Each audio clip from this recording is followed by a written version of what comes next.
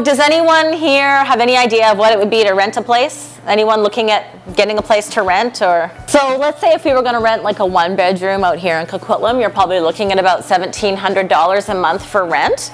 And just to give you an idea of what that is, you're laughing, is that funny? No. Yeah? Is that low compared to what you're used to, or? No, that's high. That's high? Yeah. So that qualifies you for about a $350,000 mortgage. That same payment is the equivalent, right? So if you look at how you can possibly qualify for that, to qualify for a $350,000 mortgage, you need to be earning about $87,500 a year. So that's $42 an hour in a job when you're out there looking for a job, to get that idea. So if you don't have any outside debt, you're looking at $1,700 a month for a mortgage, which is the same as what that rent payment would be, and you'd have to save about 5%. Does anybody here have a car? You have a car? Do you pay for your car? No?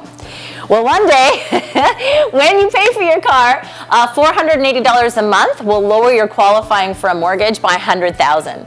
So you're better off to save the money, take the bus, get someone to drive you until you can buy your place, and then after that, that'll take it away. Because as you can imagine, $350,000 for a starter place is doable, but you got to certainly be frugal within that. And if you got a car payment for $480 a month, that would take away $100,000 in mortgage qualification. So that's a huge reason why you hear people saying, oh my gosh, it's so hard to move up the property ladder. And sometimes it's just not knowing what to do first or in what sequence is going to actually lead you up for success.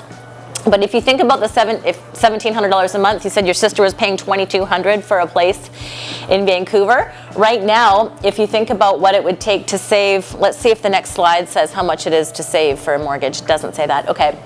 I did a spot on Global Morning News the other week, and we talked about how you save for a down payment. And if you're 16 right now and you're living at home, and if you can save about $510 a month, then in 4 years you have enough for a down payment for between a $400,000 and $500,000 place.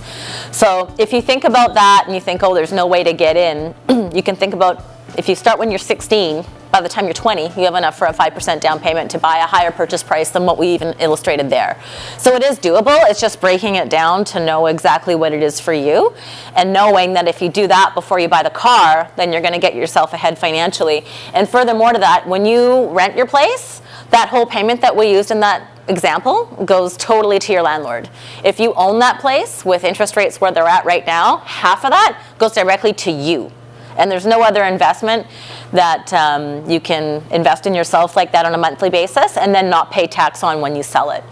So when you think of the choices that you can make today to set yourself up for success, knowing this information when you're in your teens rather than figuring it out later when you're 30 or 40, you can see how that extra decade or two would really benefit you. So